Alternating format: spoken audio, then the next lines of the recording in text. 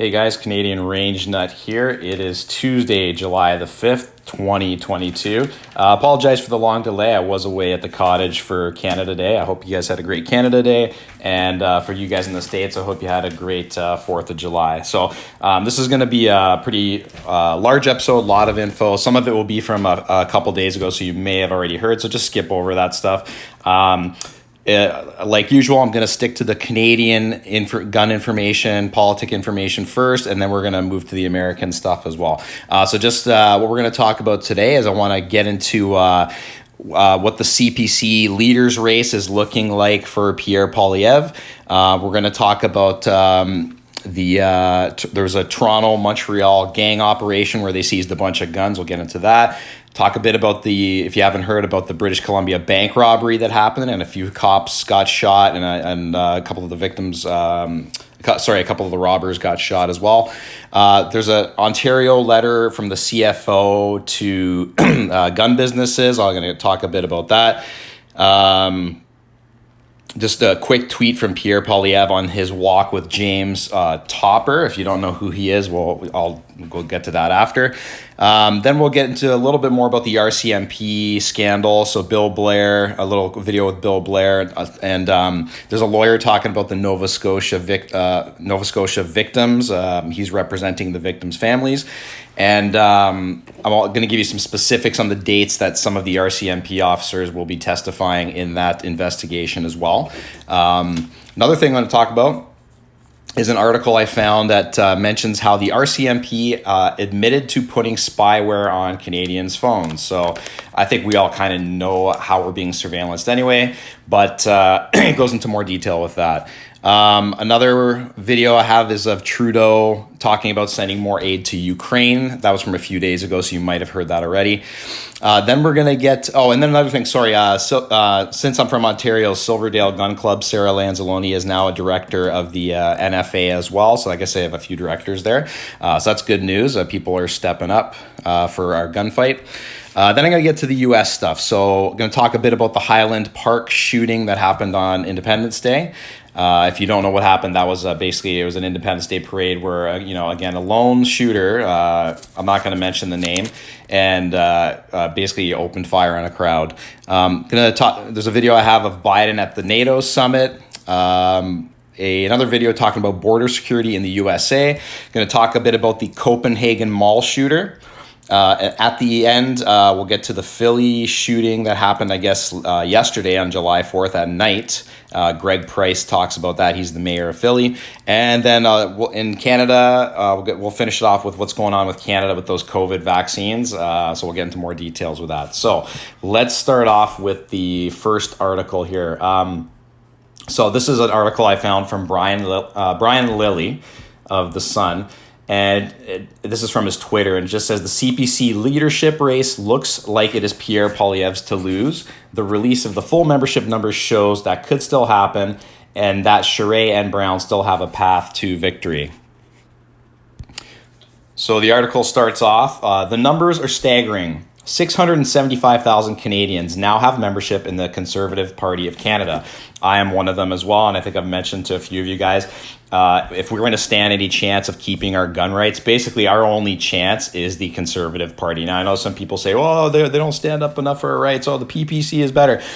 Let's be honest, PPC does not have a chance. I voted for them in the past. They're not going to get anywhere. I don't care how much people like Maxime Bernier. The guy can't even win his own seat. So really, if you care about your guns, if you're voting Liberal, you might as well throw your gun away, because if the Liberal policies go through, especially with the handgun ban, say goodbye to your gun. So our only chance is really Conservative leadership. So again, let me start off. The numbers are staggering. 675,000 Canadians now have membership in the Conservative Party of Canada. Leadership frontrunner Pierre Poilievre has claimed to have sold 311,958 membership. Despite all this, Poilievre isn't guaranteed to win. The Conservative Party has a complex voting system that gives each riding 100 points, or 1 point for each voting member if the riding has fewer than 100 members. To win, a candidate needs to hit the magic number of 16,901 points, not votes, points, once the ballots are cast in each riding across the country.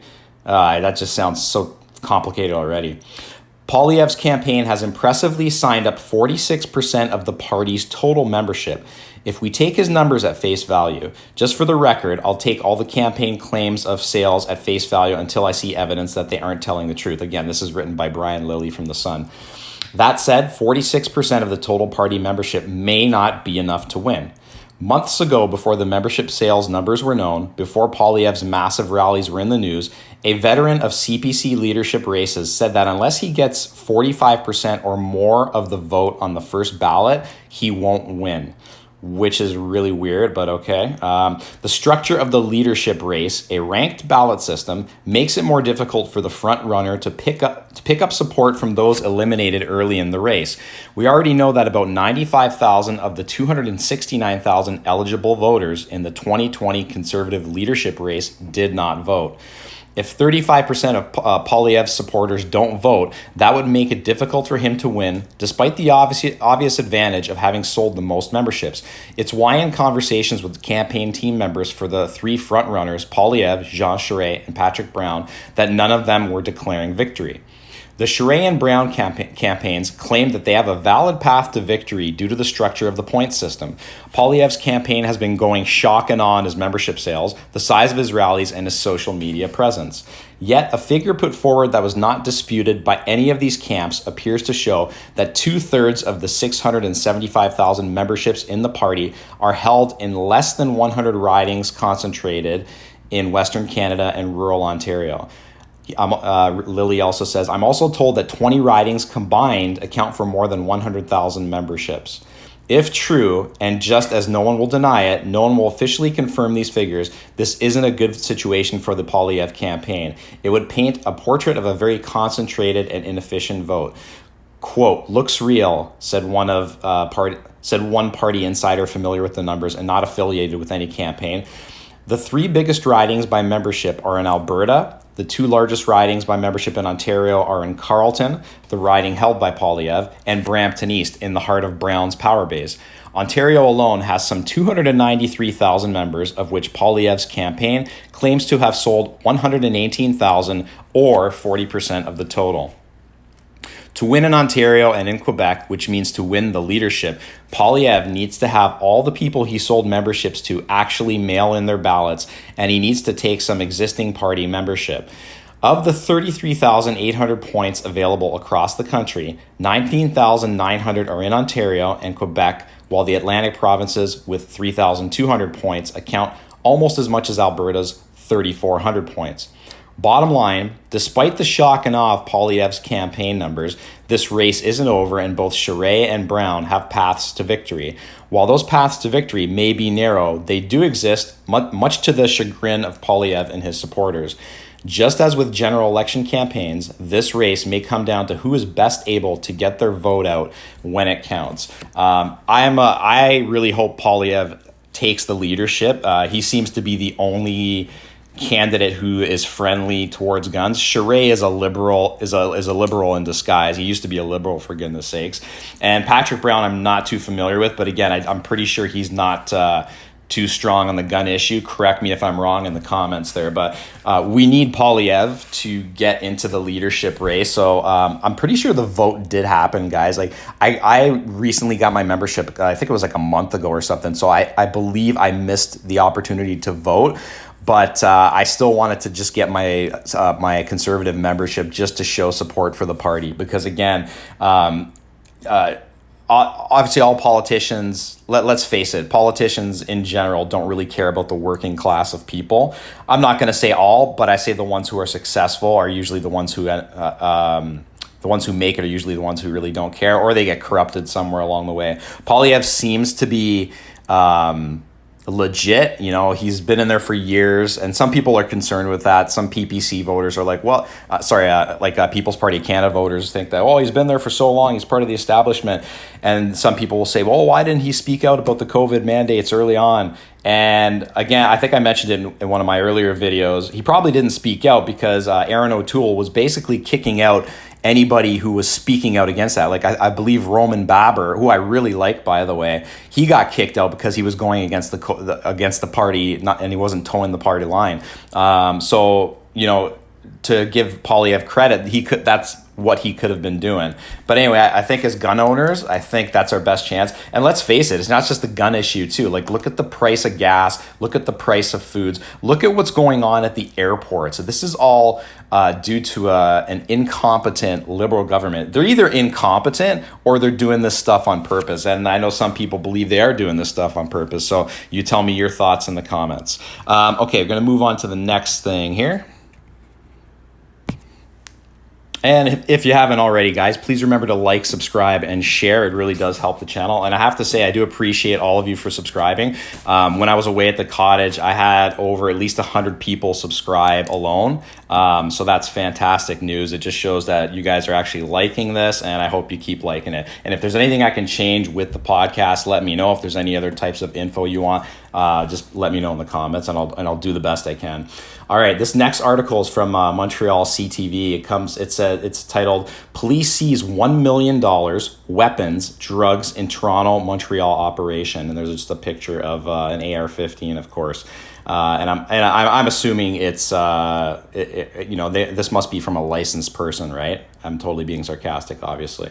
All right, so this is written by Daniel J. Rowe. It says the Montreal Police's anti-gang squad has seized, quote, a significant quantity of weapons and drugs in a joint department operation running from Toronto to Quebec. So that's a good thing. At least there's some targeting of gangs instead of law-abiding firearms owners.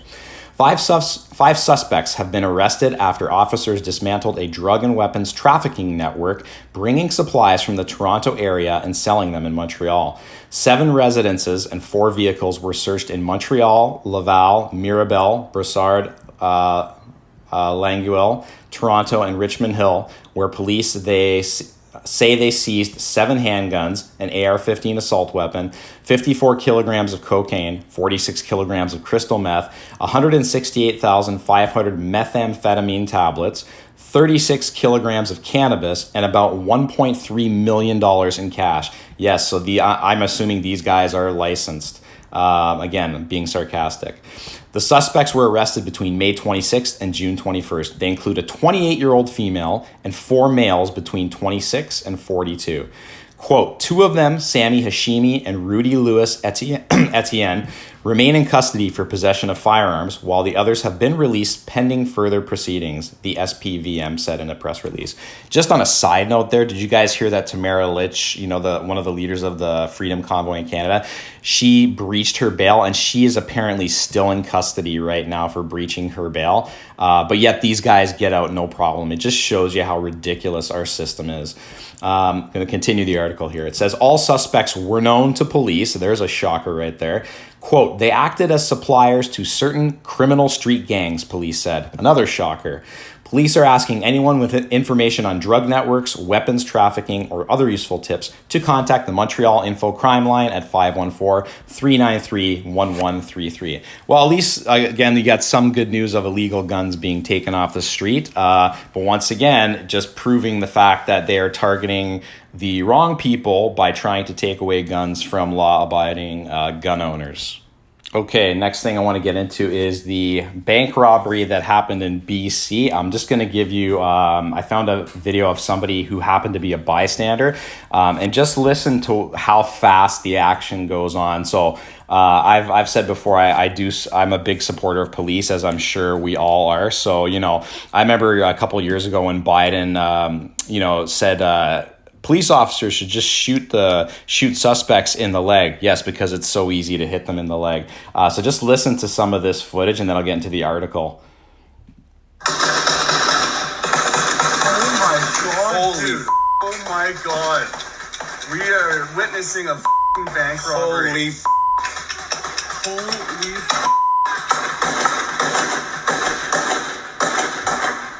Oh my God. So I'm guessing so basically these guys were sitting in a car filming. I'm guessing they probably have never held a gun in their life, because if that was me, I would have got the hell out of there, because we all know how far those bullets can fly and what they can go through and stuff like that. Okay, so let's just get into the article here. So this was from CTV News. And they interview. Actually, I'll go through the article first, and then I'll give you the interview of this one of the bystanders who was there. And it does talk about him in the article as well. So Fabien Cousineau had just stepped outside after buying some bicycle parts Tuesday morning. And again, this happened June 29th, so this is a week ago now. After buying some bicycle parts Tuesday morning when a police officer came and told him not to move. Unable to get to his truck, Cousineau stayed where he was, across the street in his neighborhood of Saanich, BC, Saanich, sorry how I pronounced it, guys. North of Victoria was a bank of Montreal. Quote, I was looking and there was some policemen making their way with a police dog to the bank, and that's when I said to myself, quote, well, I think there's a holdup at the bank. He said, he told CTV News Vancouver Island, becoming emotional at times as he recalled the events. And as soon as I said that, guns started, glass shattered, and some policemen saw some policemen falling down. He remembers seeing one person, a quote thief, who appeared to be shot, while police pulled wounded officers back to safety and placed them into cruisers before driving away. Quote, I just pray that they are going to be fine, Cousineau said. Multiple officers from Saanich Police, the Victoria Police Department, and Greater Victoria Emergency Response Team had responded to a report of armed suspects at a bank in the 3600 block of Shelburne Street at approximately 11 a.m. local time. Police say 2 armed suspects began firing at police when they arrived. Officers then returned fire, killing the 2 suspects. 6 police officers are in hospital with gunshot wounds because of the shooting. 3 of the 6 officers shot were members of Saanich Police, while the other 3 are from the Victoria Police Department. And it just shows you how brazen these guys are, man. They don't care. Like, these guys... are we also thinking that these guys were law-abiding gun owners? Most likely not. Quote, at this time, we anticipate that some officers will be released following emergency treatment, whereas other officers sustained very serious injuries and have been taken into surgery, Saanich Police Chief Constable Dean Duthie said at a news conference on Tuesday afternoon. Cleo Gagne and her son had just finished shopping in a nearby veterinary clinic when they heard what appeared to be multiple gunshots. Quote, I've never heard gunshots that loud and that fast before, she said. They and a couple of others ran back into the vet's office and waited. Not long after, more police officers began to arrive, their guns drawn. Quote, I don't think anyone woke up and thought this is going to happen like this today. I'm really sad for the family, she said. And that's from CTV News, Vancouver Island. So anyway, of course, nobody expects something like that to happen. It happens in... it could happen in a heartbeat, right? That's why we all know we need to be constantly aware of our surroundings. But again, it's those guys who recorded the video in the beginning. If they knew it, unless they're just ballsy and don't care, but they probably don't know how bullets react, and in the video, the police were not far from where the guys were filming. So I know you guys can only see the sound, but the car was basically, I would say, about 100 feet away from where the cops were going towards the bank. So they could have easily been shot. But I'm just going to play you this footage now from this guy who actually saw the whole thing. And he starts to get emotional near the end. Time of day, gonna guess it was 11:15 in that area. I was on Shelburne Street, the little mall, across from the Bank of Montreal, buying some little bicycle parts. And at some point when I was done, I got out, and there was a policeman who was yelling not to move nowhere. And I couldn't go to my truck, so I stayed there. And I was looking, and there was some policemen making their way with a police dog, to the bank. And that's when I said to myself, I think there's a hold up at the bank. And as soon as I said that, guns started, glass shattered, and saw some policemen falling down. And from what I saw, they shot one of the thief. I'm going to call it thief. It's more than a thief. And they were dragging policemen behind a police van to protect them because they had been shot. You could hear the screams from the policemen. It was terrible. And at some point, they didn't even wait for the ambulance. They took the policemen in the police car and they pulled them away. So in Spanish, our beautiful little Spanish. So this is what I saw. I don't know who shot first. I have no idea. But I heard lots. There was lots going on. And at that time when we went down, we went down hiding behind those car parks. So we went down, and it's after the shot that we realized what happened. That there was some policemen down. There was mostly contained because there was lots of policemen telling us don't go nowhere. Even though there's some, anyway. I don't know about you guys, but again, this is in Canada, obviously, but I'm very pro conceal and carry, and I know a lot of people think, oh, it'll end up like the Old West. If I'm was ever in a situation like that, though, I would like to have the ability to protect myself. Now, I'm not saying I'm going to go in there and go after those guys, but who knows? Maybe you come across those two somehow, right? I'd rather have that right to protect myself and be able to conceal and carry. But unfortunately, we don't have that right in Canada, which really sucks. Who knows if that will ever change? But anyway, let's get back to this. People who don't get stuff. But yeah. I felt safe. I stayed where the policeman told us. But of course, when the gun went on, we went to the ground.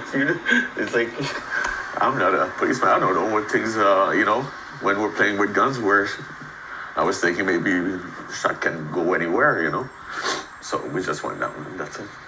I hope everybody's going to be fine, because they're important. Actually seems like a pretty smart guy, considering he realized that, the bullets and it can go anywhere, right? All right, so that's it for the BC article and video. The next thing I want to talk about is this came from the CSAA, which is the Canadian Sporting Arms and Ammunition Association. That's another organization I believe that you can join, kind of like the NFA and the CCFR. And in case you haven't heard one of my other videos before, I always encourage people to join the gun rights organizations if you're worried about keeping your guns and stuff, because they do a lot for us as far as legislation goes and stuff like that, especially the CCFR, which is the Canadian Coalition for Firearms Rights, and the NFA, which is the National Firearms Association. So if you're not a member of one of those places, make sure you sign up with at least one of those guys. Now, usually, if you're part of a range, they will make you automatically sign up for one of them. I know one of the ranges that I used to go to, you would have to sign up with the CSSA, which is the Canadian Sporting and Shooting Association. So as long as you're part of one of those, at least you're putting your money where your mouth is. And again, these are the organizations that go to bat for us. So now the title of this comes from Jen Gadbois. She shared this. It's transfer backlog and wait times in Ontario. Letter from the Ontario Chief Firearms Officer. So this was on June 28th. So the letter was to all Ontario businesses from the Ontario CFO. And it says regarding transfer backlogs and wait times in Ontario. So so I'm just gonna check her name. Yeah, her name, the CFO of Ontario is Ashley Charbonneau. And she starts off, it has come to our attention that some businesses are encouraging their customers to contact the Ontario Chief Firearms Office to have their transfers expedited or be provided with a status update. We ask that you do not encourage clients to contact us for this reason, as we are not expediting transfer requests for this purpose. This action has the opposite effect, as it redirects valuable resources from reviewing transfers. Kind of makes sense, I guess. The CFO of Ontario understands that the recent announcements regarding proposed changes to the Firearms Act by the federal government have brought their numerous concerns to the firearms community and businesses. To address those issues, notably those brought forth regarding a proposed freeze on restricted firearms transfers, the Chief Firearms Office is working as efficiently as possible to provide individuals and businesses with timely service. As a result of the announcements made in early June 2022, there was an influx of over 60,000 restricted firearm transfers submitted to the Canadian Firearms Program over a 10-day period. So remember when all those handguns sold out in Canada? So, and that was just Ontario that was getting 60,000, okay? At least if I'm reading that correctly. Yeah, Chief Firearms Office, 60,000. That's... Oh, no, sorry. That's a Canadian firearms program. So that's Canada-wide, 60,000 over a 10-year period. Sorry, guys. Of this total, Ontario residents contributed in excess of 19,000 transfer initiations. Okay, so 19,000 was people in Ontario, comprising almost 1/3 of the total transfers received in this period for the entire country. So I know there's been some people, I had my Ruger Wrangler unboxing video. A lot of people were asking me how long it took me to get it. I'm in Ontario. It took me about 4 weeks to get it. And I also made sure if you guys did buy a restricted handgun in Canada, once you get the email for that restricted that for the transfer, make sure you send it directly to the business as well. Because I did hear some rumors that the Canadian firearms program wasn't sending it to the businesses as well. I could be wrong about that, but I wouldn't take a chance. Send it to the store. Once you get it yourself, that way you've got, they at least have a copy and then they'll be able to send it out. It says the Chief Firearms Office remains committed to upholding its mandate of public safety and must ensure that in events such as this, adequate attention is given at each stage of the transfer process. As with other provinces, we have reached out to the Canadian Firearms Program to explore solution-driven processes regarding the influx of transfers. Your patience is appreciated as we deal with this surge of transfers as efficiently as possible. So again, they're doing it first come, first serve, and I'm pretty sure that's how they always did it. And then it says transfers are being reviewed in the order they are received. The purpose of this process is to ensure fairness and equitability for all involved. Thank you for your attention to this matter. Sincerely, Ashley Charbonneau, Manager, Businesses, Clubs and Range, Chief Firearms Office of Ontario. Okay, so correct me if I'm wrong, guys. Is she not the CFO? That part I'm not really kind of understanding. It sounds like she is, but correct me in the comments if I'm wrong about that. Anyway, so it just gives you a heads up. It's it says they are working on it, but we know how government works with this stuff. I don't know. When people say don't call us, we'll call you, I always kind of get skeptical about that because there's always issues where employees mess up and it might not even be intentional. You know what I mean? They may have just forgotten to do your transfer. It might get lost under a pile, or if it's electronic, who knows? Maybe it's like when you read your emails. If you read 1,000 emails, right? You might not remember certain memos, and all of a sudden you forgot to carry out whatever was in that memo for whatever job you're doing, right? So I don't know. I would still say, I've called before. I didn't call for my Wrangler because I knew it was taking a long time. But I feel like if it's taken over 6 weeks, I feel like it would be a good idea to call them. You know what I mean? But like I said, the Ruger Wrangler that I ordered was, I can't remember the exact dates now. I think it was May 24th. I placed the order right before the handgun freeze, and then I got it June 23rd. So like literally about 4 weeks. Okay, so I'm gonna move on from that.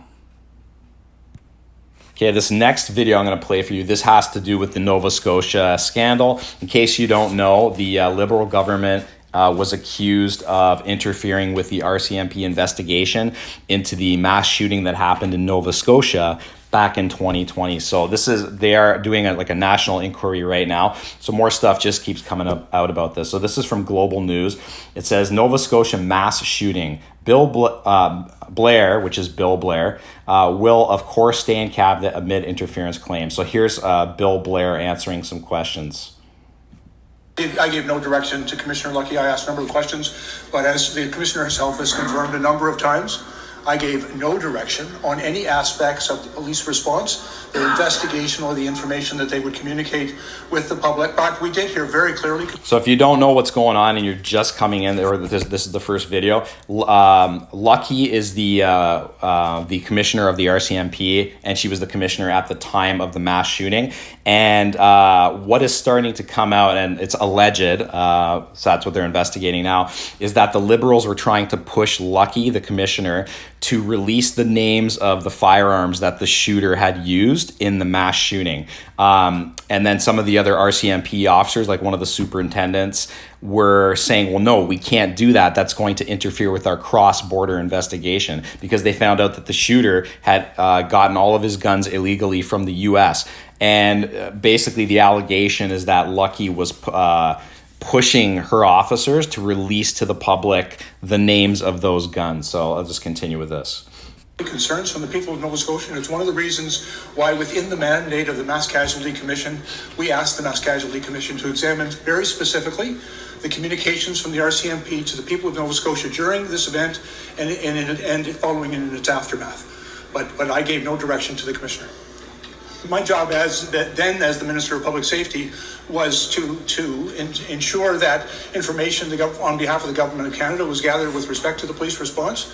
But I know very clearly the line between government responsibility for governance and oversight of the RCMP and giving direction in any way, and at no time did I cross that line, or any member of my government cross that line in giving direction to the Commissioner of the RCMP. The Commissioner of the RCMP... And remember, this is a government that said they also had police support to invoke the Emergencies Act when it was discovered that they actually asked the police forces, and they said that they did not ask for the Emergencies Act to be invoked. So his reputation isn't very good. He has also acknowledged that she had a difficult conversation with her own people, and I wasn't privy to that conversation and I have no comment on it. But I can tell you with absolute certainty, I and my government did not give any operational direction or interfere in any way with the investigation or the police response. All right. First of all, I did not. I asked a number of questions with respect to the... He reminds me of Bill Clinton here when Clinton was like, I did not ask anyone to lie. If you remember the Monica Lewinsky stuff. And then we found out he was like totally lying. That's what he reminds me of right here. To the event, and so I had a number of conversations and briefings from the RCMP and the police commissioner, the RCMP commissioner, about the event that transpired, but we did not talk about releasing of any of that information. I can tell you that the Government of Canada had been working for several months within my ministry on the development of a list of firearms that we eventually prohibited on May 1st. By order in council. And the RCMP, of course, were involved in those discussions from the outset because they are responsible for administering the Canadian Firearms Program.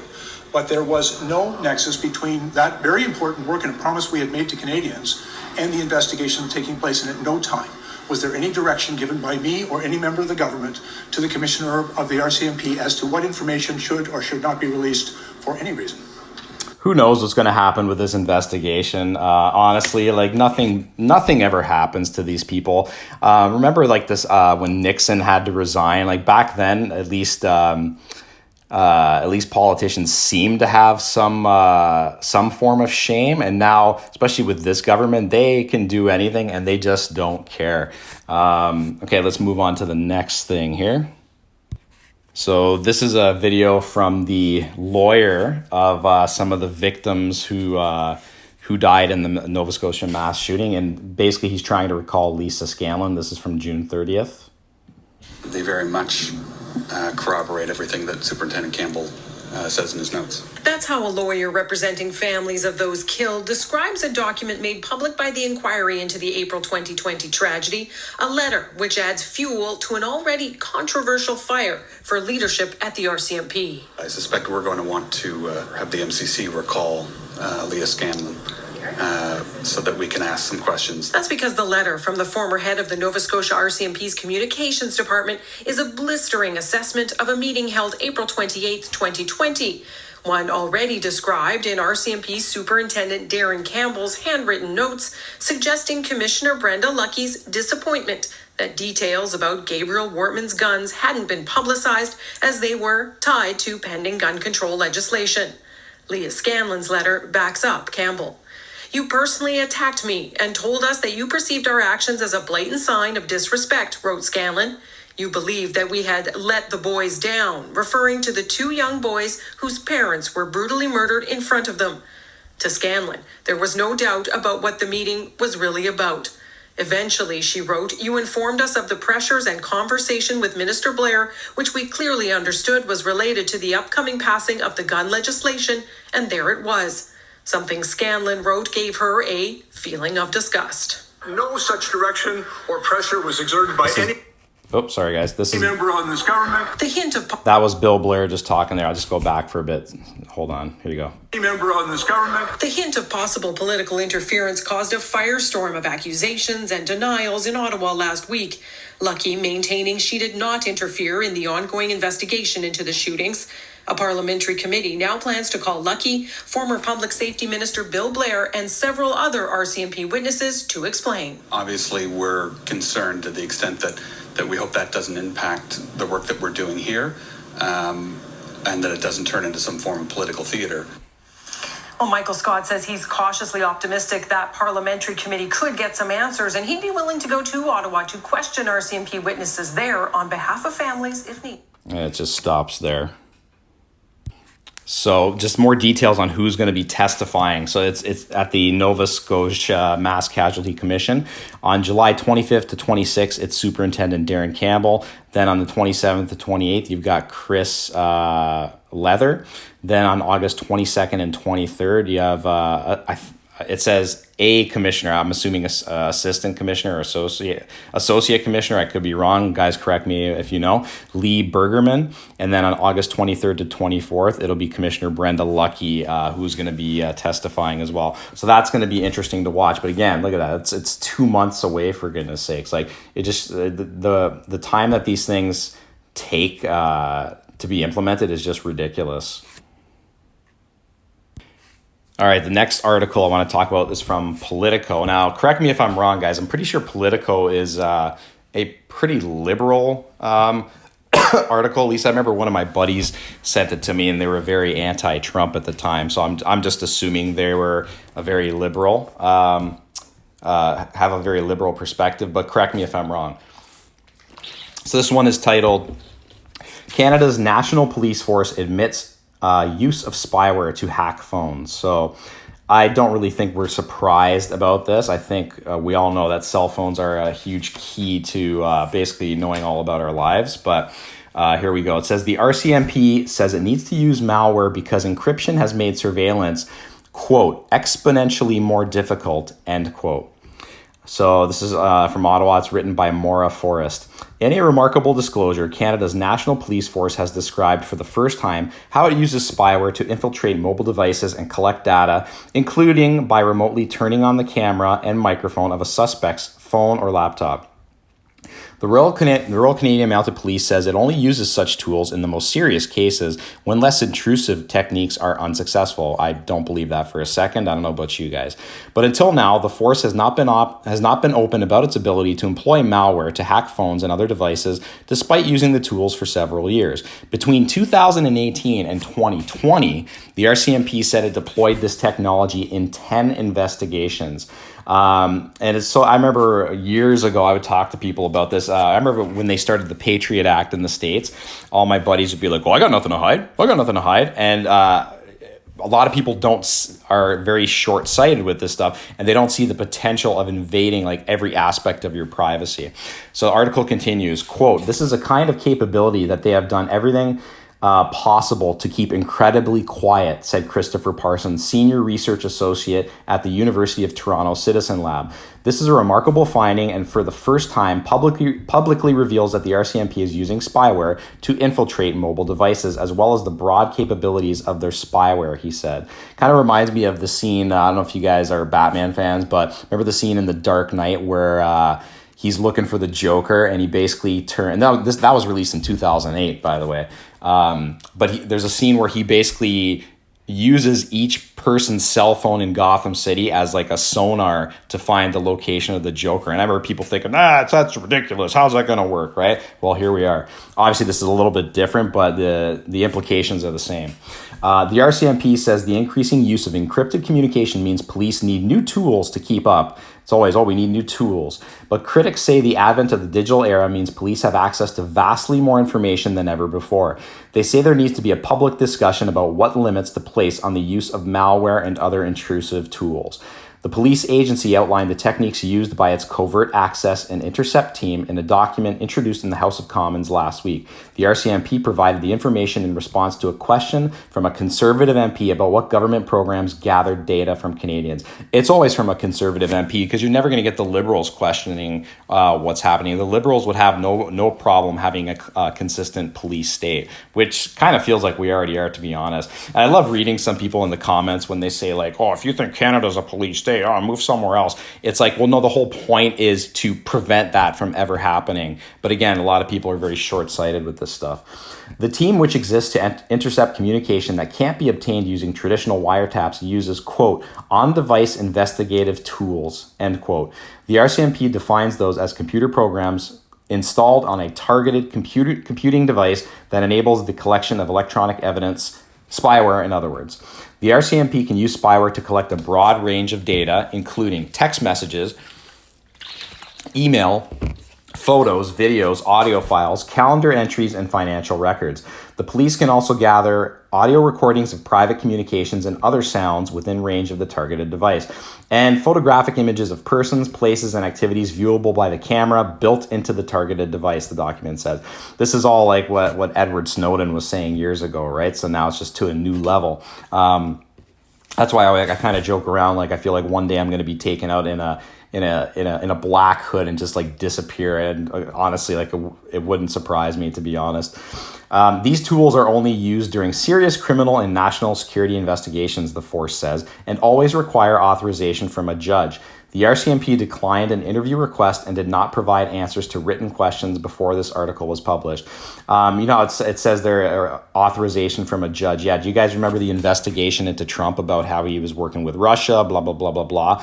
And they got, I can't remember, I think it was called a FISA warrant or something like that. And basically they had, I watched this documentary, I can't remember what exactly happened, but I think they basically the FBI had like bypassed the judge to get the warrant, which is like crazy and absolutely ridiculous, right? So again, just this sets a bad precedent for pretty much everybody. Parsons said experts have known or assumed for some time that police are using these tools, but the RCMP has not confirmed it. This is the cleanest, most straightforward explanation of what they're capable of doing that I'm aware of, he said. In the document, the police force says it needs to use spyware because traditional wiretaps are much less effective than they once were. Quote, in less than a generation, a high number of Canadians migrated their daily communications from a small number of large telecommunications service providers, all of which provided limited and centrally controlled services to customers, to countless organizations in Canada and elsewhere that provide a myriad of digital services to customers, the document reads. That decentralization, combined with the widespread use of end-to-end encrypted voice and text-based messaging services, make it exponentially more difficult for the RCMP to conduct court-authorized electronic surveillance. So again, there's the RCMP's justification for it. I don't think it's right. I just think it's you open up a Pandora's box. And again, look at what happened since 9/11. We've never gotten those privacies back, right? And people say, oh, it's all worth it. Is it really worth it though when they have the ability to freeze your bank account? What happens if one, like they did during the Emergencies Act, what happens if you say something that disagrees with what the government does and they make it so that they freeze your bank account, right? But again, a lot of people don't see the long-term implications of this. For example, police can require cell phone providers to turn over a suspect's text messages, but if the person is using an encrypted messenger service, Signal for instance, they might receive only gibberish or nothing at all. Using spyware enables police to intercept messages and other data before they're encrypted and sent, or after they're received and decrypted, the agency explains. This isn't the first time the RCMP has raised concerns about encryption. In 2016, the same year the CAIT program was launched, the police force gave reporters from the CBC and the Toronto Star an inside look at 10 active investigations. It said we're being stymied by the use of encryption. The move came as the government was pitching 4 proposals to enhance police capabilities, including a law that would compel suspects to unlock digital devices at the request of police with a judge's warrant. At the time, police said they wanted to start a, quote, public debate about police powers and privacy. Those 4 proposals have not been adopted, Parsons said, but none of them touched on the use of malware to enable surveillance. Quote, "We haven't had a public debate over the adoption of these tools. While they're clearly being used by at least the RCMP and potentially other policing forces in Canada," said Tamir Israel, staff lawyer at the University of Ottawa's Samuelson Glushko Canadian Internet Policy and Public Interest Clinic. Jeez, that's a long name. Quote, "It's really, really concerning that this type of intrusive tool is already in use, and we haven't had that debate." And again, I don't think many of us would really be surprised if this was being used, because just look at your phone when look what happens with Facebook and stuff like that when you talk about certain products. I remember I was talking about getting a pickup truck, and I actually ended up ordering a Ford Maverick. You know how I found out about the Ford Maverick? It came up on my Facebook. I wasn't part of any groups or anything, but it listens to what you're talking about. Article continues. Israel disputed the idea that police are at a disadvantage due to encryption. "Thanks to our growing digital footprints," he said, "law enforcement has seen a massive increase in their ability to monitor people." And I think we all know that's true. Quote, "That's more than counterbalanced any potential drop-off there has been over these new types of communication tools," he said. "Overall, they have a much more robust picture of what we're doing and who we're doing it with than was the case historically." And that's a very good point too. And just think of all the cameras that are around the city too. I don't think you can go anywhere without being on a camera. A store, walking on the sidewalk. How many times do you see these news reports with people who are it'll show footage of like a violent incident that happened because the cameras happened to catch it. So it continues here. "Israel believes Canada needs a legal framework that sets out which spyware tools can be used for policing and in what context." Stephen Penny, a law professor at the University of Alberta, said the use of this technology will eventually be litigated as defense lawyers challenge these warrants. He suspects that courts will find police can employ these tools, but said Parliament may choose to regulate their use. "It's an issue that's probably bubbling to the surface," he said.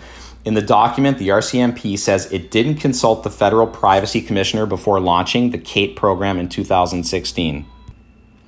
However, it says the police force began drafting a privacy impact assessment in 2021 regarding the CAIT activities, including the use of spyware, and plans to consult the privacy watchdog as part of the process.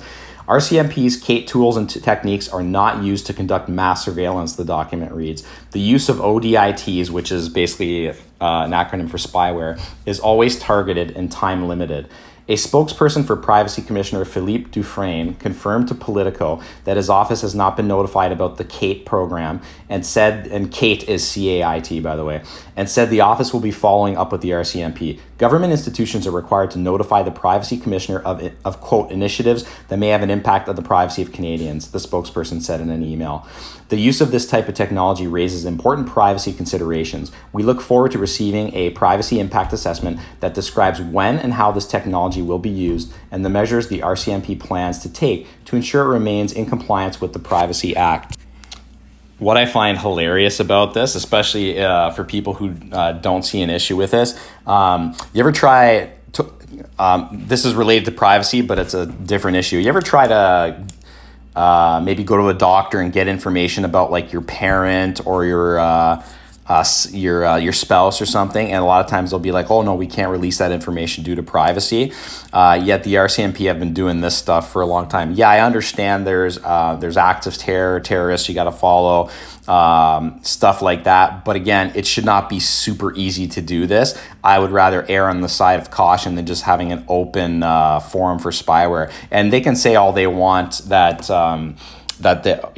it's targeted, it's time limited. Oh, really? Is it? Well, look at the RCMP, the investigation that's going on into them right now with the Nova Scotia Mass Shooting, right? So I really don't trust anything that pretty much any government says, because again, we know how many liars are out there, how much stuff they can't tell us, how much things we aren't even privy to, right? So a little bit more in the article. Sorry, guys, it's a long one. Just continues. Brenda McPhail, director of the Canadian Civil Liberty Association's Privacy, Technology and Surveillance Program, said she also wants to know which companies are providing these tools to Canadian police. That's a great thing to know, too. That's pretty important.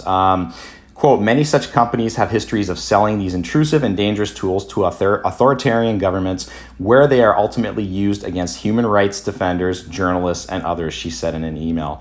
Last year, a collaborative investigation called the Pegasus Project revealed that spyware licensed by Israeli firm NSO Group to governments for tracking criminals was also used to hack smartphones belonging to journalists and human rights activists. Yeah, how about that? In February, the Washington Post reported that the FBI had tested the NSO Group's spyware for possible use in criminal investigations, though the agency said it had not been used in any investigation. Once again, the good movie that was on Netflix a while ago called Snowden, it basically shows how Edward Snowden got into, what was he part of, the NSA or something like that? And basically he revealed all of the surveillance that was going on under the Obama government, which I'm sure was also happening here as well. And it's a pretty creepy movie when you know like what was actually going on. And I'm sure it's still going on today.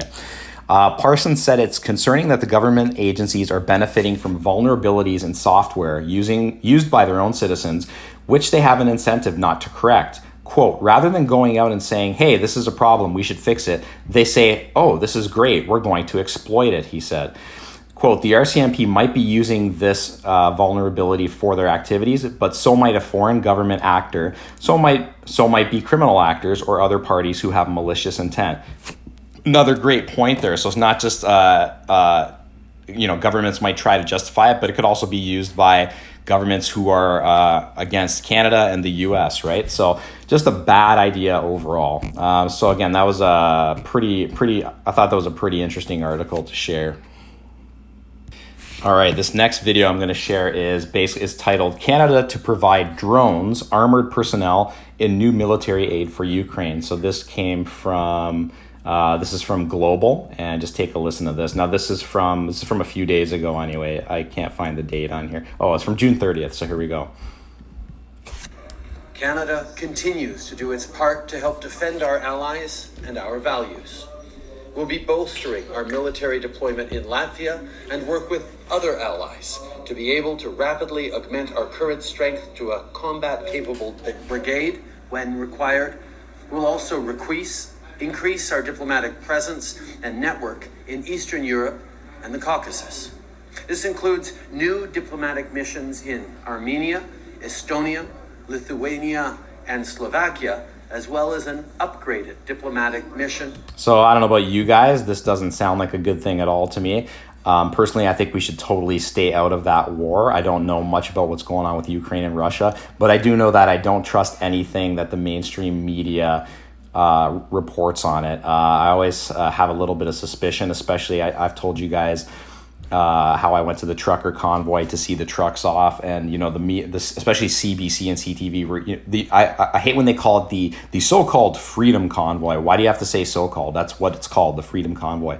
And they were saying there was a bunch of racists there and stuff like that. And I'm telling you right now, I went to it, didn't see any racists there. So nice try. So again, right there, I'm always very skeptical of what I hear from basically all the news sources.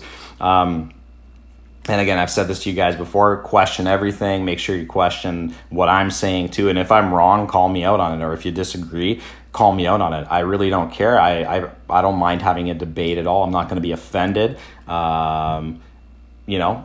Just put it in the comments and I'll try to get back to you on it when I can. Let's continue with this. In Latvia. During the summit, NATO announced its new strategic concept, which is a plan to take NATO into the future in a more competitive and dangerous world.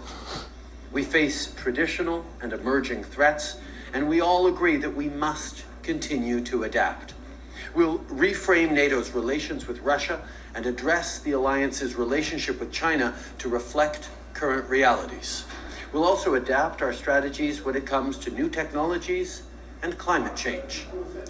Canada has the intention to host NATO's North American Regional Office of the Defense Innovation Accelerator for the North Atlantic.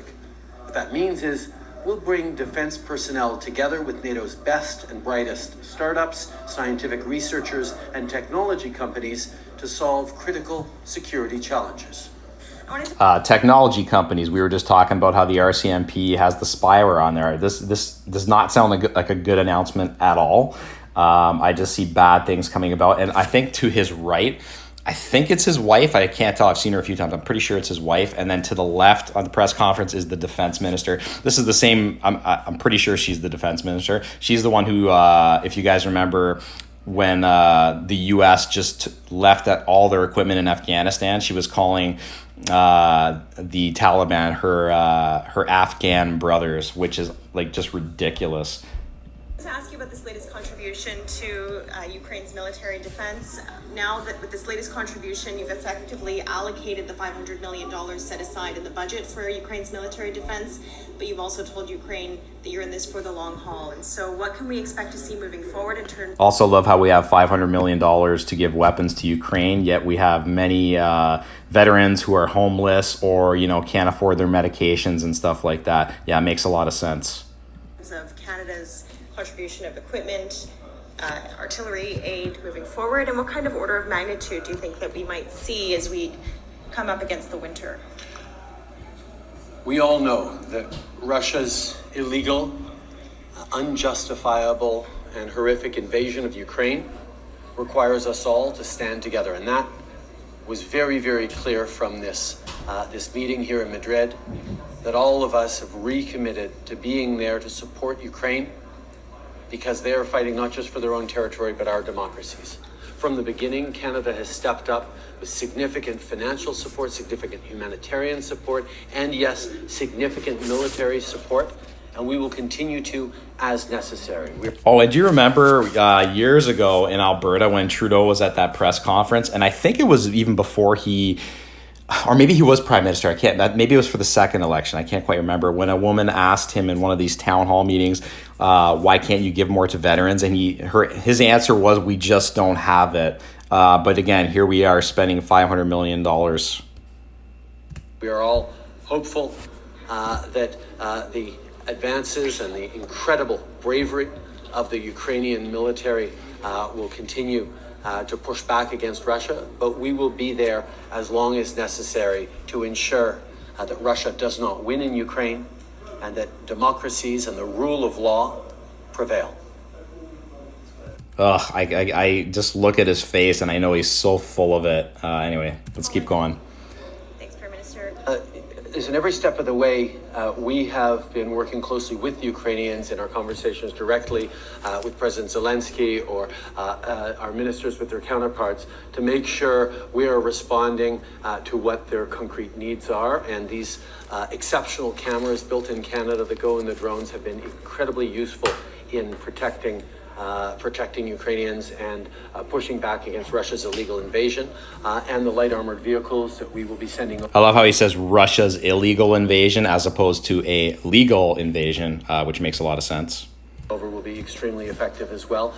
We're just glad to help, and we're going to continue to look and respond to things they need. We sent over heavy artillery and ammunition. We continue to deliver other things that they need.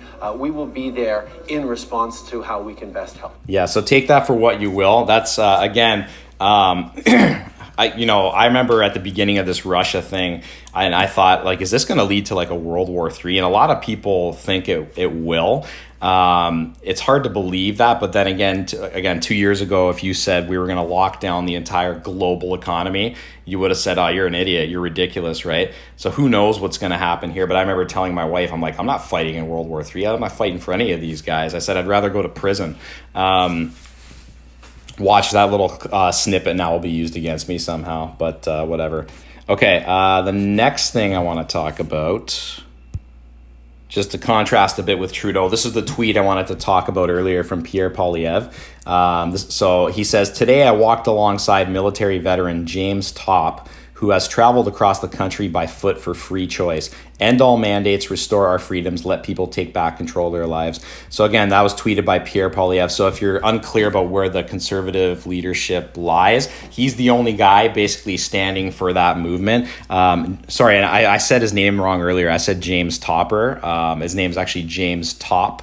And so he's a veteran who basically walked across Canada to go to Ottawa. And I believe he made it there for Canada Day to end the mandates. Also, I don't know if you guys heard the amazing news that Canada is talking about requiring COVID vaccines every 9 months now. I'm going to talk about that at the end of the podcast. I have a quick little video from Anthony Fury about it. But yeah, that's a real thing in Canada now. So we'll talk about that at the end of the podcast. So now I want to get into a little bit of the stuff going on in the States now. So this is another amazing leader in the world, Joe Biden. Again, obviously I'm being sarcastic here. This was him at the NATO Summit being asked about some of the stuff, the perception of the United States. Here we go. 2 questions, please. Of course. America is back was your motto at the first NATO summit last year, and you've come to this summit here and the one in Germany after the U.S. Supreme Court overturned constitutional protections for abortion, after the shootings in Buffalo and Texas, at a time of record inflation, and as new polling this week shows that 85% of the U.S. public thinks the country is going in the wrong direction. How do you explain this to those people who feel the country is going in the wrong direction, including some of the leaders you've been meeting with this week, who think that when you put all of this together, it amounts to an America that is going backward? They do not think that. You haven't found one person, one world leader to say America's going backward. America's better positioned to lead the world than we ever have been. Yeah, better positioned. Highest gas prices ever, highest inflation ever. But keep going, Joe. We have the strongest economy in the world. Our inflation rates are lower than other nations in the world. The one thing that has been destabilizing. Our inflation rates are lower than other countries in the world. Just think about that statement for a second. Is the outrageous behavior of the Supreme Court of the United States, an overruling not only Roe v. Wade, but essentially challenging the right to privacy. We've been a leader in the world in terms of personal rights and privacy rights, and it is a mistake. It wasn't this guy also pushing for mandatory vaccines as well? Obviously, it wasn't as bad as in Canada, because they're nowhere near as I'm not going to say as corrupt, I guess as non-freedom loving as we are, I guess. But they have more.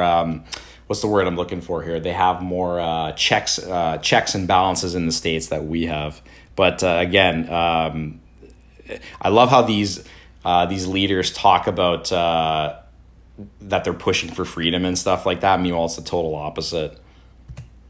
In my view, for the Supreme Court to do what it did. But I have not seen anyone come up to me do anything other than, nor have you heard them say anything other than, thank you for America's leadership. You've changed the dynamic of NATO and the G7. Oh, just on a side note too, just talking about the Roe v. Wade thing. I don't know if you guys see this on your Facebook post, but a lot of my friends will post like, my decision with my body is being decided by old white men. Well, you got Clarence Thomas, who is African-American or black. I'll say both. You have a conservative woman on there too. So the comment that it's a bunch of old white men is probably the dumbest comment I've ever heard.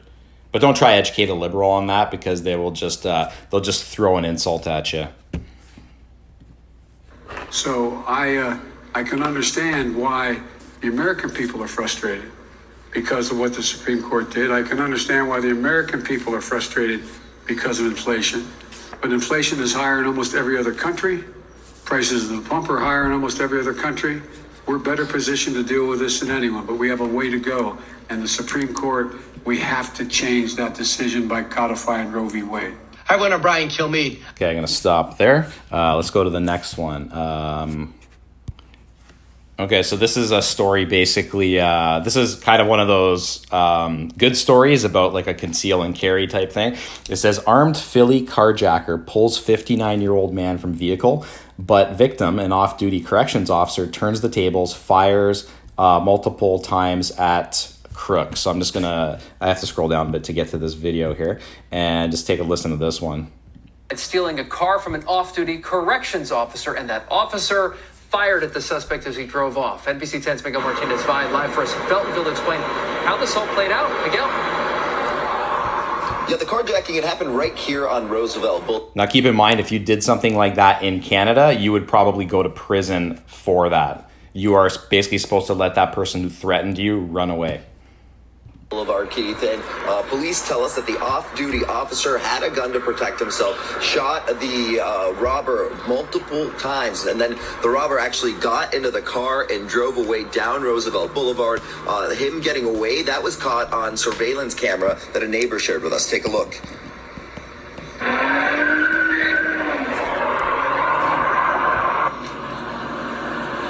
Neighbors tell me that was the moment that the thief drove off with the car right after the carjacking and shooting. Police say this all happened right before 11 last night in the Feltonville neighborhood in North Philly. There, a 59-year-old man told officers he had just left his friend's house, gotten into his Toyota when a 21-year-old came up to him, pointing a gun and pulling him out of the car. That's when the tables turned. The 59-year-old off-duty corrections officer pulled out his own weapon and fired 5 times. Police say the suspected attacker then sped off in the car, but officers ultimately found that car abandoned about half a mile away from the shooting scene. Just a few minutes later, police say a man showed up to Temple Hospital with a shot in the arm. Police believe this man may be the suspected carjacker. Meanwhile, neighbors are concerned about the carjacking and about violence in the city. It does make me nervous for the other people I care about, because some people might move or walk towards certain areas and then notice that some people are just so covetous they choose to try to rob you, do something stupid along the lines. I don't know what's going to happen to me when I'm walking down the streets. I got to look over my back what's going to happen. And sorry, if you have to look over your back every time, which you really should anyway. I'm not saying to be paranoid, but you do have to know what your surroundings are like. Again, I'm super pro conceal and carry. For those of you in the U.S., we are not allowed to conceal and carry. We can't even carry our handguns in Canada, or long guns. Basically, our long guns, whenever we transport them, we have to keep them unloaded. Our handguns are only basically allowed to be used at a range, and they can only go from the house to the range, and that's it. When they're when the handgun in Canada is being transported, has to have some kind of trigger lock on it, and has to be in a locked case. And I think it says reasonably locked, which who's going to judge that? Well, the judge will judge that if something were to happen. Anyway, let's continue with this. Ain't safe out here at all. So we know that police are still investigating. They said that they'll be back out here looking through surveillance video, trying to make sure that the person injured at Temple Hospital is the same person who stole the car. And that was from about a week ago. Like I said, I'm a little bit behind with some of the videos just because I was away for a bit. So hope you guys are okay with that. All right, let's move on to the next one. All right, so this is kind of world news here, but obviously related to the gun issue. This is from Newsmax World. Several dead in Copenhagen mall shooting, suspect arrested. And so again, another mass shooting here. It's weird how all this stuff is suddenly happening all over the world. What are your thoughts on this? Why is this happening all over the world? Could be a mental health thing, but really, I think there's something more to this. Could it be a copycat thing? I don't know. It says so this is from Sunday, July 3rd. A gunman opened fire inside a busy shopping mall in the Danish capital on Sunday, killing several people and wounding several others, police said. A 22-year-old Danish man was arrested after the shooting, Copenhagen Police Inspector Soren Thomason told reporters, adding there was no indication that anyone else was involved, though police were still investigating. He said it was too early to speculate on the motive for the shooting, which happened in the late afternoon at Fields, one of the biggest shopping malls in Scandinavia, located on the outskirts of the Danish capital. Quote, "We have several dead and several injured," Thomason said, though he gave no specific casualty count. He said the suspect was an ethnic Dane, a phrase typically used to mean someone who is white. Did you guys notice the profile of these shooters is very similar as well? They're usually between like 18 and like 22 or whatever. It's just very, very odd that this is happening. Danish broadcaster TV2 published a grainy photo of the alleged gunman, a man wearing knee-length shorts and a tank top and holding what appeared to be a rifle in his right hand. Images from the scene showed people running out of the mall, and TV2 posted a photo of a man being put on a stretcher. Witnesses said people were crying in the hidden shops after the shooting. An enormous contingent heavily armed police officers patrolled the area, with several fire department vehicles also parked outside the mall. Copenhagen Mayor Sophie H. Anderson tweeted, quote, "Terrible reports of shooting in Fields. We do not yet know for sure how many were injured or dead, but it is very serious," end quote. Lawrence Hermansen told Danish broadcaster DR that he was in a clothing store at the shopping center with his family when he heard 3-4 bangs, really loud bangs. It sounded like the shots were being fired just next to the store. That's a quote. The shopping center is on the outskirts of Copenhagen, just across from a subway station for a line that connects the city center with the international airport. A major highway also runs adjacent to the mall. Singer Harry Styles was scheduled to perform Sunday night at the nearby Royal Arena, but it was not clear it would go ahead. On Snapchat, Styles wrote, quote, "My team and I pray for everyone involved in the Copenhagen shopping mall shooting. I am shocked. Love H." Don't know what that has to do with anything, but just keep reading. Shortly after the shooting, the Royal Palace said a reception with Crown Prince Frederick connected to the Tour de France cycling race had been canceled. The first 3 stages of the race were held in Denmark this year. The reception was due to be held on the royal yacht that is moored in Sonderburg, the town where the 3rd stage ended. The shooting came a week after a mass shooting in neighboring Norway, where police said a Norwegian man of Iranian origin opened fire during an LGBTQ festival, killing 2 and injuring more than 20. So there's the one case where it's not a typical white male, 18 to 20, blah, blah, blah. Anyway, I don't know. I feel like we're reading about a mass shooting like every day now. And what really annoys me, did you guys hear about I think there were 2 on July 4th now. The one was in Philadelphia at night, but then there was another one, or unless they're 2 of the same. So I'm just going to play a quick clip about the one that happened in Philadelphia. And this is a Twitter video I found from Greg Price. And it just says, the mayor of Philadelphia literally responded to the shooting last night by saying that, quote, "I'll be happy when I'm not mayor and can enjoy some stuff." Jim Kenney has presided over Philly's largest rise in crime and is just like, F this shit, I'm out. That's a quote. Okay, so listen to this. This is the mayor talking. And this is how these, he's got to be a Democrat, correct me if I'm wrong, but it seems to go along with how they think and act. They don't do anything on violent criminals, but they always go after innocent, law-abiding gun owners. Listen to this. I'm concerned every single day. There's not an event or a day where I don't lay on my back at night, look at the ceiling, and worry about stuff. So everything we have in the city over the last 7 years, I worry about. I don't enjoy 4th of July. I don't enjoy the Democratic National Convention. I didn't enjoy Yep, so he's a Democrat. NFL draft. I'm waiting for something bad to happen all the time. So I'll be happy when I'm not here, when I'm not mayor, and I can enjoy some stuff. You're looking forward to not being mayor? Yeah. That just shows you the type of leadership that these liberals and Democrats are. I look forward to not being mayor. Then get out of the job now. Oh wait, you can't because you're gonna let go of that nice paycheck you have. These people are just brutal. All right, this next one I found, this is another CTV one. I found this. This happened in Atlanta. Where's the date here? It was a few days ago anyway. It might have even been a week ago. But this was a situation where somebody shot 2 Subway employees because they had a disagreement about mayo, apparently. So listen to this one. It just breaks my heart to know that someone has the audacity to point a weapon and shoot someone for as little as too much mayonnaise on a sandwich. So can we agree that they probably weren't a responsible gun owner as well? So let's go. Let's listen. Too much mayo on a sandwich. That's the reason why Willie Glenn says 2 of his employees were shot and one of them is dead. It happened around 6:30 Sunday night inside this Subway restaurant on Northside Drive in downtown Atlanta. Glenn would not release the identities of the employees because he's still waiting for family members to be informed, but he did tell me both employees were young women. And in the background, you can see cars being shot through. So it's hard to tell what happened. It's hard to see if somebody shot from a car or maybe they just shot up everything. It's hard to tell. Let's keep listening.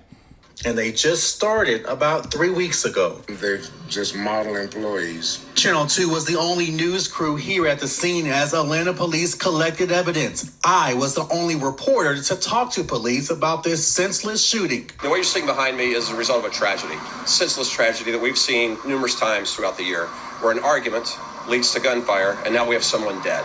And when we learned the reason for this argument, which was too much mayonnaise on a sandwich, that an individual felt his response to that would be to fire into this business. This is the challenge that we are against in law enforcement right now. Al Robinson, also a co-owner of this Subway restaurant, says this is just too much. You pull out a gun and just shoot somebody over a sandwich?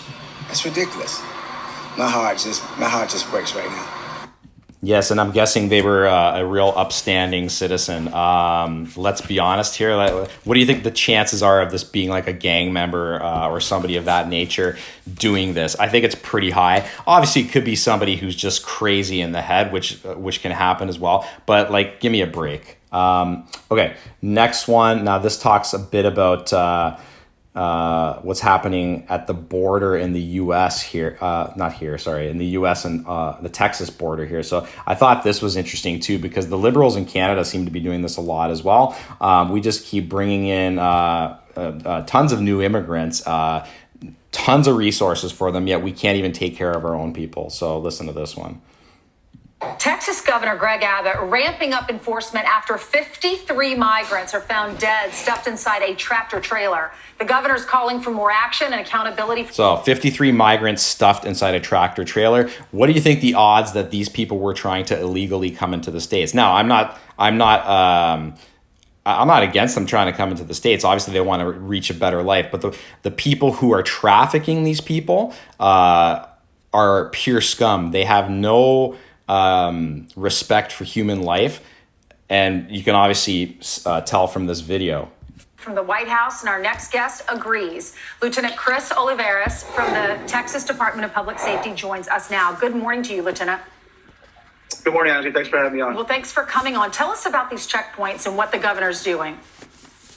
Well, this is another example, a clear example of what the state of Texas is having to do to take on this responsibility and secure the border, because the federal government fails to secure the border. And this has been happening ever since last year when Governor Abbott launched Operation Lone Star, which is a border initiative. It's all state funded. It's all state resources, state law. Remember when Trump was building that wall and Biden basically shut down the building of the wall?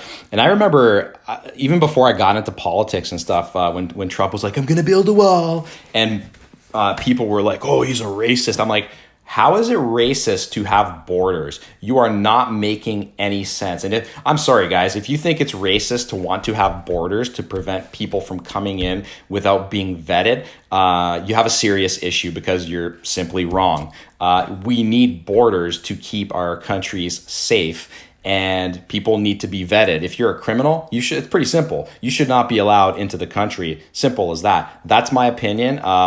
You go ahead and disagree with me on that. Don't really care, because we need to keep our communities safe. And if you're letting criminals into your country, you're just creating a more dangerous country. Anyway, let's keep going. I'm getting off topic. Well, not off topic, but I'm just ranting here.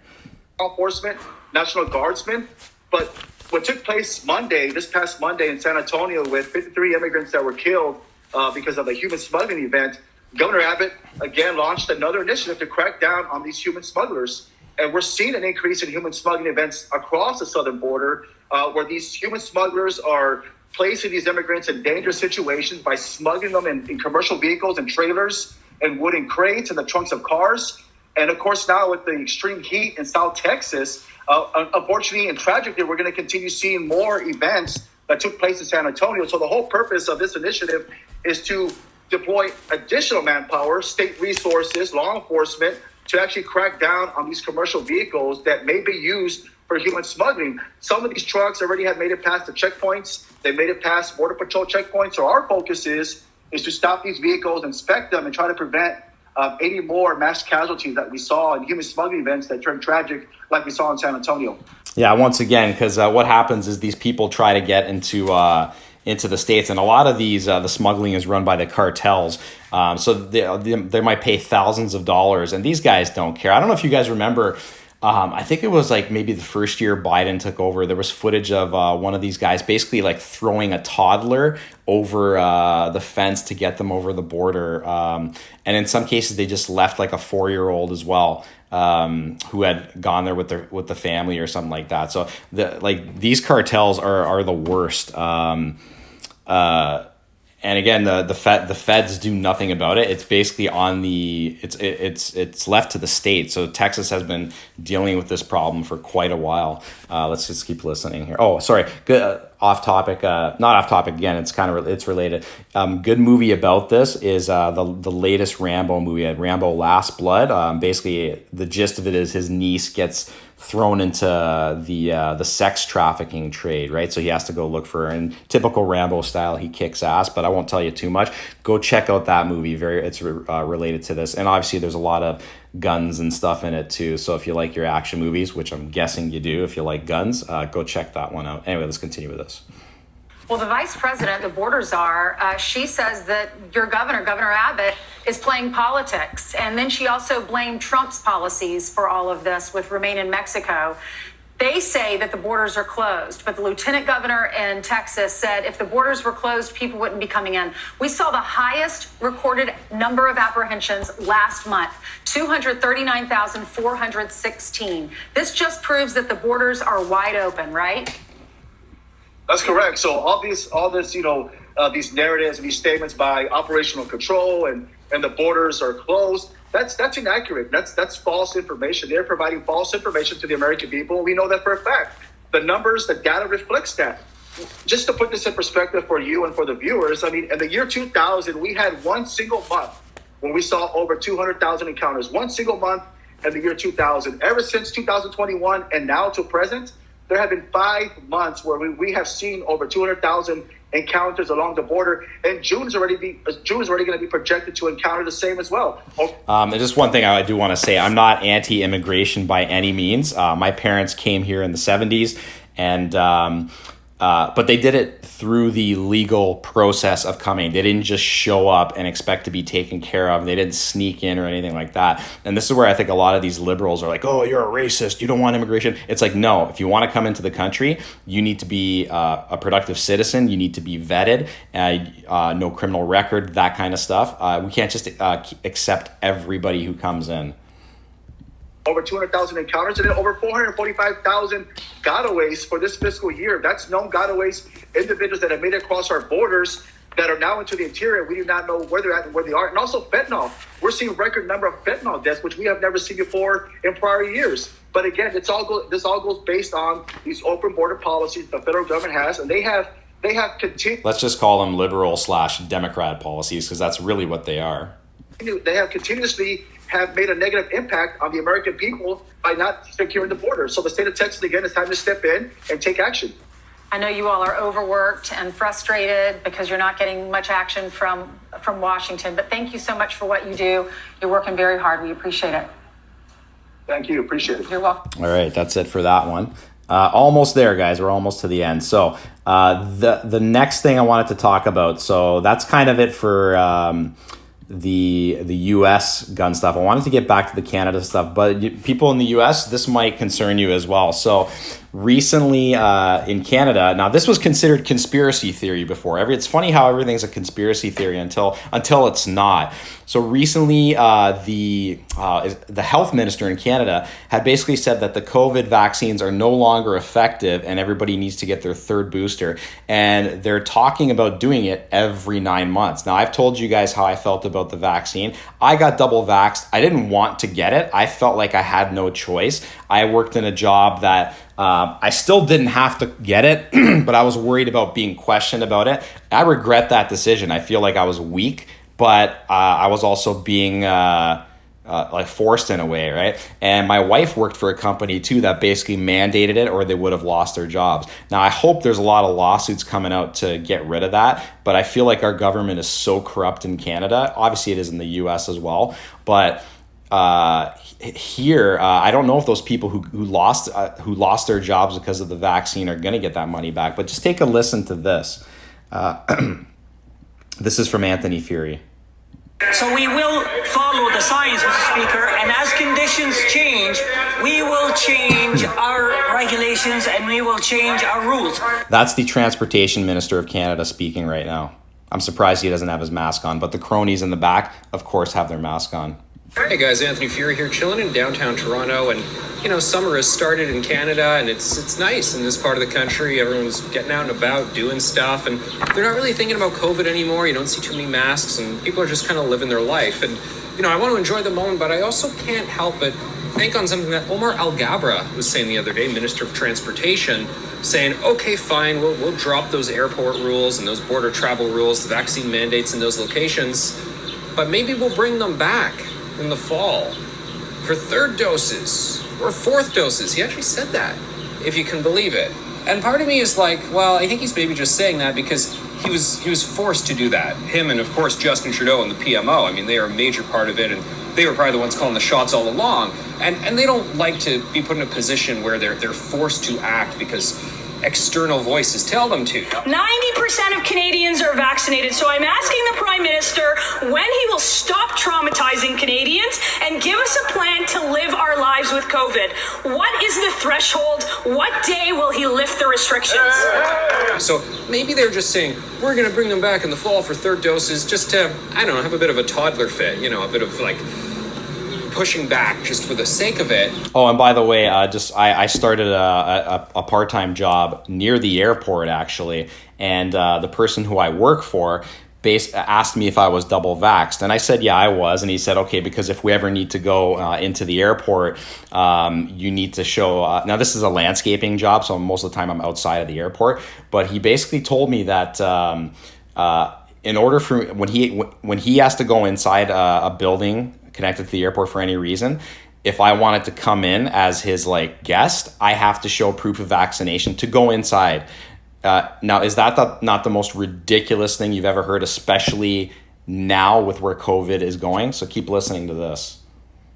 But then part of me thinks, well, maybe they will do that, and maybe they will do so much more because who knows? I mean, I vividly remember summer 2020, I'm sure you all do, just 2 years ago, where it wasn't 100% confirmed that we would go into a second lockdown, let alone a third, let alone a fourth here in Ontario. So you can be enjoying a summer and thinking, everything's going to be behind us in the fall, and maybe it's not. And you're probably saying to me, Fury, well, what would be the justification for all of this? I mean, so much of this is just over. Yeah, I know. I'm not going to argue with you on that. If they try to bring things back, I'll almost definitely be against it. But we've already heard from Dr. Theresa Tam, Dr. Kieran Moore here in Ontario that, well, in the fall, we may have to bring things back. So, and that's true. They're already setting up for this. And that's what these guys do. They plant these little seeds, like a good salesperson. They plant these little seeds, right? So it can grow into your mind. And basically, and then when it comes, you're like, oh, okay. And the problem is most people, especially in Canada, a lot of people just accept whatever happens. There's no debate about it. People are just like, well, okay, I guess I'll just go watch my Netflix now, right? And still, obviously more people are becoming politically active now, but it's still not enough.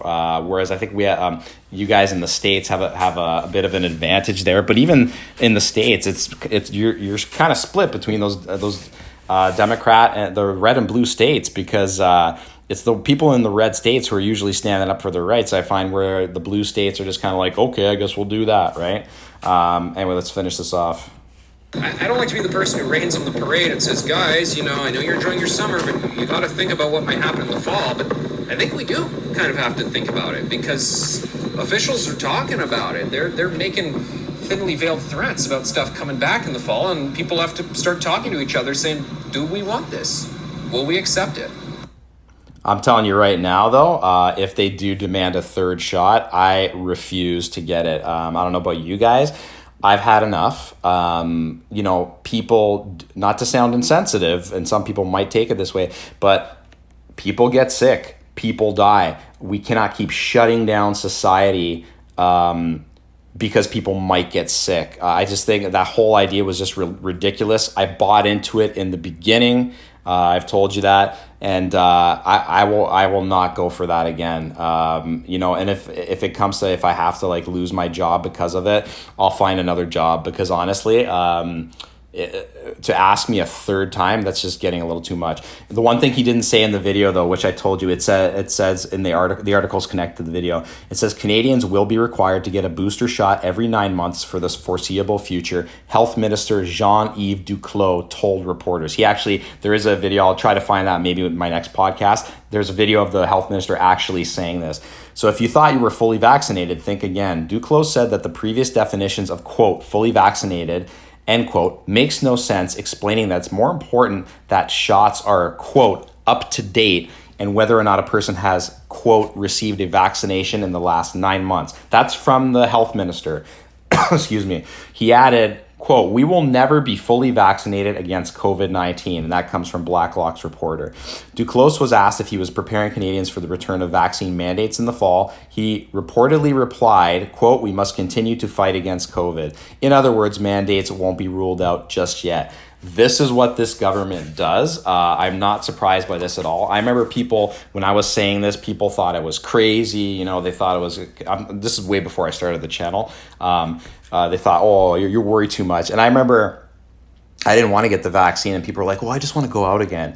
And I would say to them, it's not going to stop with 2 shots. They're going to keep it going. And even in Canada, I think we pre-ordered like millions of shots to come in. And I've told you guys, I'm not anti-vaccine. Measles, mumps, rubella, I do believe in that. I didn't get it, so it seems to work.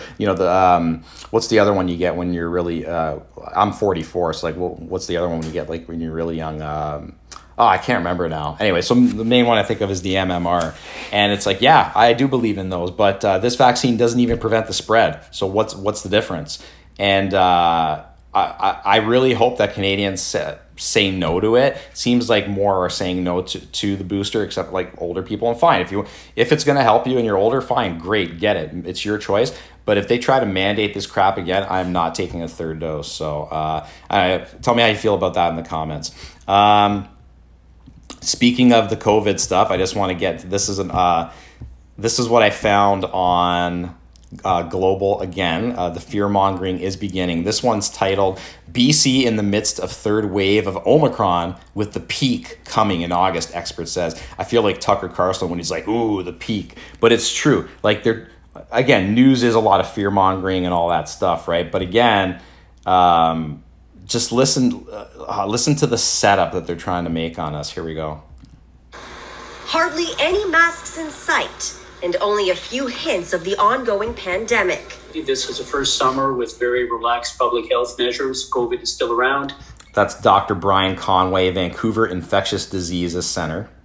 And new modeling shows it may become even more visible over the next... Yes, because the modeling the first time in the first 4 lockdowns was very accurate. ...few weeks. This is suggesting now that there's going to be another wave of infections over the next. So this is from the BC COVID-19 modeling group. This guy's name's Dan Coombs. 4 to 6 weeks. A third wave of Omicron, driven by 2 new variants, BA4 and BA5. These new strains. Oh, and there's a visual video to show us too, guys, just to scare us even more. Which are substrains of Omicron and conveniently called BA4 and BA5. Have been growing. Right now, they're kind of increasing their market share of COVID in BC. The impact it's going... And they're showing footage of like some people wearing masks outside. I'm sorry, guys. If you're by yourself and you're wearing a mask outside, that's just pathetic. Like, I'm sorry, it really is. Unless you I don't even know. I can't even think of a reason. You're outside, okay? Inside, I can kind of cut you more slack with it. I don't really give a crap, to be honest, either way.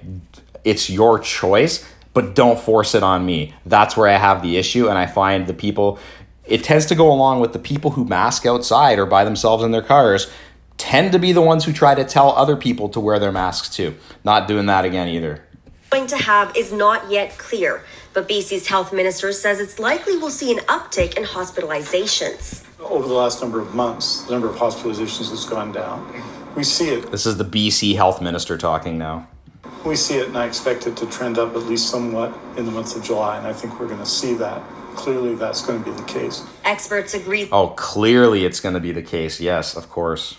The best form of defense is still vaccines. I don't think they're selling anything here at all, do you guys? The best form of defense is the vaccine. We have new variants for which the reduction in efficacy of the vaccine happens sooner. So please go get your third shot. 87% of the population in BC has been vaccinated to some extent.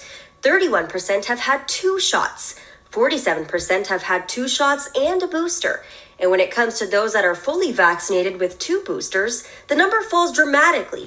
Do you guys remember on Facebook when it was cool and people were posting like, I just got my vaccine? And I'm just like, I don't care. I remember once I changed my Facebook profile to the, it had a picture of like this faceless person, and he was like, I support the new thing, you know, whether it was Ukraine, whether it was Pride Month, it was Indigenous Month, whatever. There's always some new thing, some new virtue signaling campaign that people just jumped on, right? It's funny, I don't see the supporting Ukraine as much as I used to a couple months ago. Did the war stop there? I'm just curious, because the same people who had that Ukraine flag, I noticed a lot of them have changed it now and taken that down, right? It's just really sad, man. Like, and as far as the COVID stuff goes, if you're that afraid of life, I don't know what to tell you. Stay in your basement. Like, seriously. This is my view. We're all going to die of something. You can't control it. You can make, obviously, more responsible decisions and stuff like that. But in the end, when we're going to go, we're going to go. There's only so much you can do, you know? I mean, if you're gonna live your life in constant fear like that, that's not living. You're being afraid all the time. It's no way to live. Anyway, that's just my opinion. To only 5%. When you compare that to the rest of Canada, BC is near last place. Right now, 4th doses are only available for seniors 70 and older and Indigenous people 55 years and up. But for other age groups, they were reviewing the recommendations of the NACI, of the National Advisory Committee on Immunization, who are national experts on the subject, and the BC Immunization Committee about access to those. But for now, the message from health officials is clear. Get your shots, whether that's the 1st, 2nd, 3rd, or 4th. Jazenbala? Did you notice the change in her voice? And she sounds all serious and stuff as she's talking about, and the COVID's going to come back. And then, but get your shots. And you can almost hear the smile in her voice. Just ridiculous. Guys, you want to get your vaccine, go get your goddamn vaccine. But honestly, like, leave other people alone. That's all I'm going to say about that. I feel like Forrest Gump, and that's all I have to say about that. So anyway, that's the, hopefully you guys got some value out of this podcast today. Please remember to like, subscribe, and share if you did like it. And I'll come back to you in a couple of days. I'm going to try to get that book review for gun lovers. I did a quick short on it, just with some of the books, but I'm going to go into some details with that. And then obviously, if any more relevant information comes up, I will, I'll be posting a video in the next couple of days. So hope you have a great night, and we will Canadian Range Net here, and we will talk to you soon.